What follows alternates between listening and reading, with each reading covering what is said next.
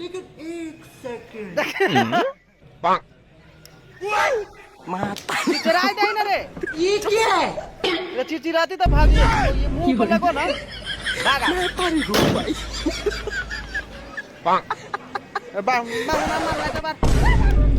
अरे बाप रे रे लागियो ना धल के तू भागे लग जाई। बाप रे